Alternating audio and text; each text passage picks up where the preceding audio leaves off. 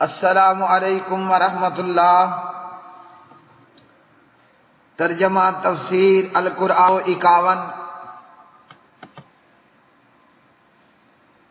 سورۃ النور، آیت 19 تا 21، پارہ نمبر 18۔ اعوذ باللہ من الشیطان الرجیم۔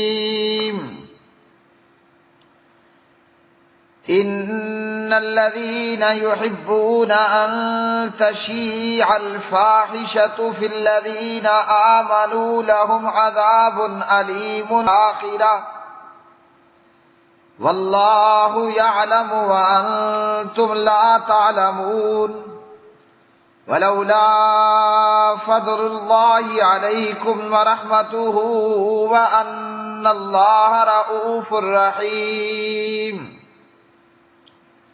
یا ایھا الذین آمنوا لا تتبعوا خطوات الشیطان ومن يتبع خطوات الشیطان فإنه یأمر بالفحشاء والمنکر ولولا فضل الله عليكم ورحمته ما زكى منكم من أحد أبدا ولكن الله يزكي من يشاء والله سميع عليم۔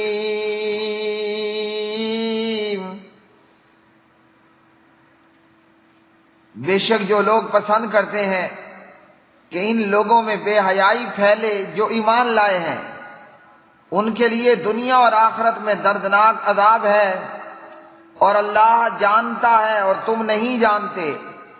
اور اگر تم پر اللہ کا فضل اور اس کی رحمت نہ ہوتی، اور یہ کہ اللہ بے حد مہربان نہایت رحم والا ہے۔ اے لوگو جو ایمان لائے ہو، شیطان کے قدموں کے پیچھے مت چلو، اور جو شیطان کے قدموں کے پیچھے چلے تو وہ تو بے حیائی اور برائی کا حکم دیتا ہے۔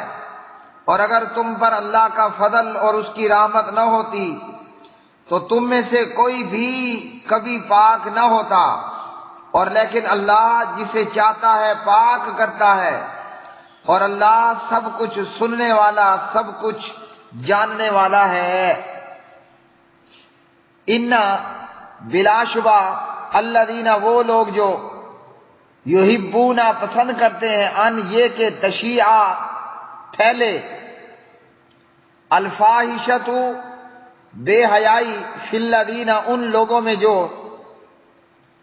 آمنوا ایمان لائے، لہم ان کے لیے عذاب عذاب ہے، علیم نہایت دردناک، فی الدنیا دنیا میں، والآخرتی اور آخرت، واللہ اور اللہ یعلم جانتا ہے، وانتم اور تم لا تعلمون نہیں جانتے۔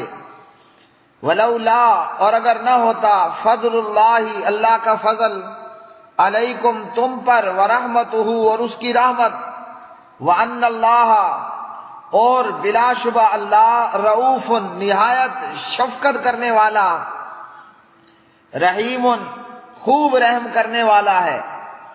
یا ایھا الذین اے وہ لوگو جو آمنو ایمان لائے ہو، لا تتبعوا نہ تم پیروی کرو، خطوات الشیطان شیطان کے قدموں کی، ومن اور جو کوئی یتبع پیروی کرتا ہے، خطوات قدموں کی، الشیطان شیطان کے، فإنہ تو بلا شبہ وہ یامر حکم کرتا ہے، بالفحشاء بے حیائی کا، والمنکر اور برے کام کا، ولولا اور اگر نہ ہوتا فضل اللہ اللہ کا فضل، علیکم تم پر، ورحمتہ اور اس کی رحمت، ما زکا تو نہ پاک ہوتا، منکم تم میں سے، من احد کوئی ایک بھی، ابداً کبھی، ولیکن اور لیکن اللہ یزکی پاک کرتا ہے، من جسے یشاء وہ چاہتا ہے، واللہ اور اللہ سمیع خوب سننے والا،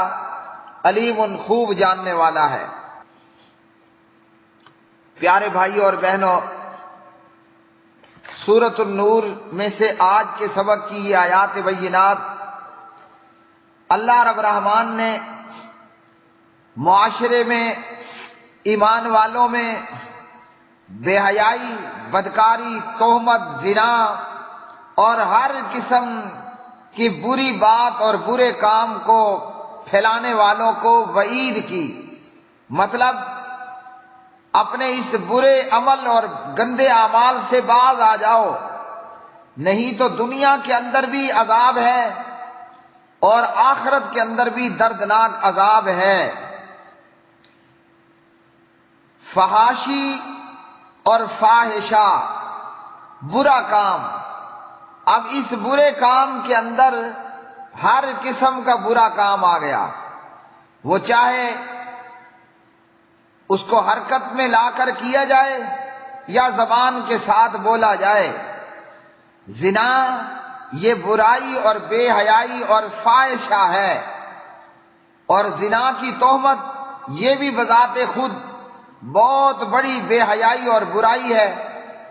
اور پھر کسی کے جرم کے چرچے عام کرنا، کوئی گنہگار ہو گیا، گناہ کر بیٹھا، اس کے چرچے کرنا، اس کو پھیلانا، یہ بھی حرام کا کام ہے۔ اب جو زنا کرے یا کوئی کسی پر تہمت لگائے یا پھر زنا اور بے حیائی کے کاموں کا چرچا کرے، ان کو معاشرے میں عام کرے، تو ایسے لوگوں کے لیے دنیا آخرت میں دردناک عذاب ہے۔ افسوس یہ کہ یہاں آدمی خود زنا کرتا ہے، رات میں بے حیائی اور برائی کرتا ہے، رات کے اندھیرے نے اس پر پردہ ڈالا، لیکن یہ دن میں سورج کی روشنی میں اپنی بے حیائی اور برائی اور بدکاری کو خود ہی بیان کرنے لگتا ہے کہ رات میں بازار حسن گیا تھا۔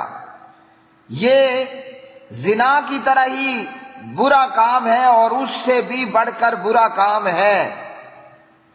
اور پھر آج دنیا میں موجود کافر اور ان کافروں کے مددگاروں کی پوری یہ کوشش ہے کہ electronic media, print media, social media کے ذریعے، مطلب انٹرنیٹ، ٹیلی ویژن، اخبارات، ریڈیو کے ذریعے ایسے ایسے کام کیے جائیں کہ جو کام زنا پر مبنی ہے، زنا کی اشاعت کرنے پر مبنی ہے، لوگوں کی عزتوں کو اچھالنے پر مبنی ہے اور لوگوں پر تہمتیں لگانے کے حوالے سے ہیں۔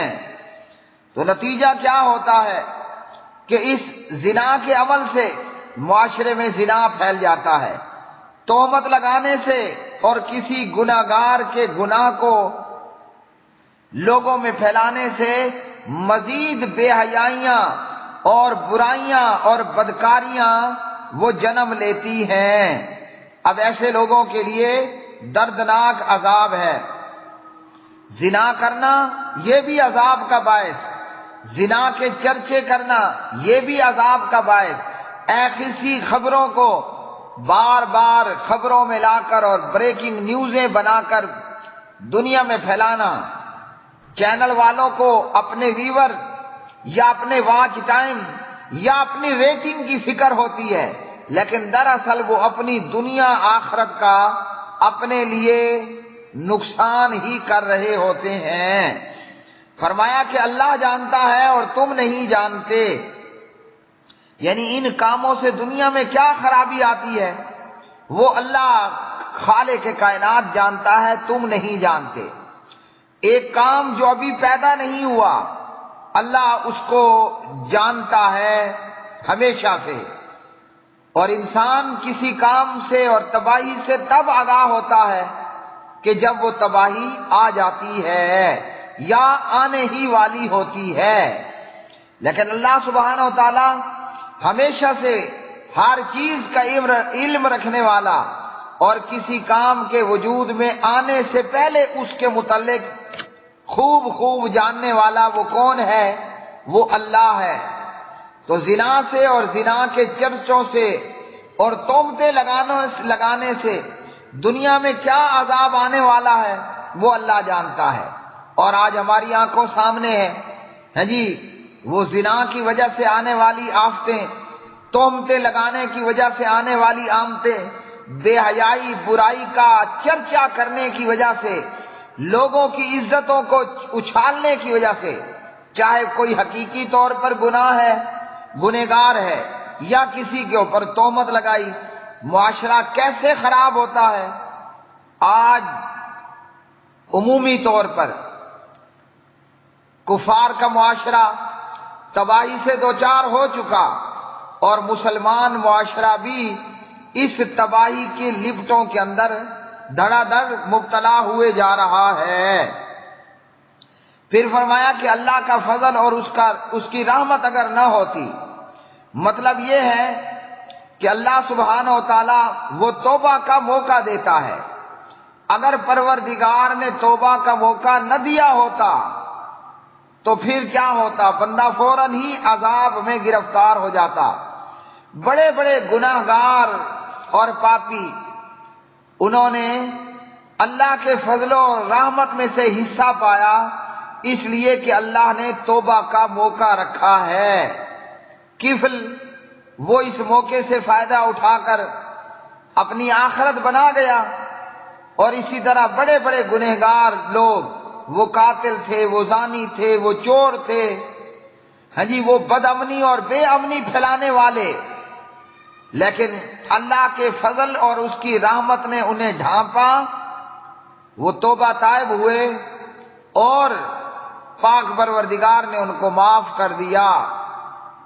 اور فرمایا کہ جو لوگ شیطان کے قدموں کے پیچھے چلتے ہیں تو شیطان کی پیروی نہیں کرنی۔ شیطان ڈے ون سے انسان کا دشمن ہے۔ شیطان پہلے ہی دن سے انسان کا دشمن ہے۔ شیطان فقط بے حیائی اور برائی ہی کا حکم کرتا ہے۔ بعض دفعہ معلوم ایسا ہوتا ہے انسان کو کہ وہ ابلیس کا شکار بن کر یہ سمجھتا ہے کہ ابلیس تو میرا ہمدرد ہے، حالانکہ ابلیس ہمارے والد محترم آدم کا اور ہماری اماں محترمہ حوا کا علیہ السلام دشمن، تو جو ہمارے والدین کا دشمن وہ ہمارا دوست کیسے ہو سکتا ہے؟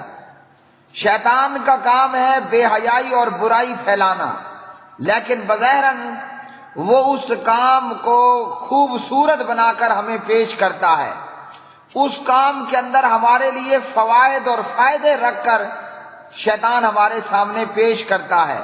کبھی وقت گزاری کے لیے وہ چیزیں ہمارے سامنے شیطان پیش کرتا ہے اور ہم ٹائم کو پاس کرنے کے لیے ان چیزوں میں مبتلا ہو جاتے ہیں، وہ چاہے الیکٹرانک میڈیا ہو، پرنٹ میڈیا، سوشل میڈیا، یا پرانے وقتوں میں اور آج کے دیہاتوں میں جی قصوں کی محفلیں اور قصہ گوئی کی مجلسیں اور بیٹھکیں اور ان میں باحیات باتیں کہنا اور سننا۔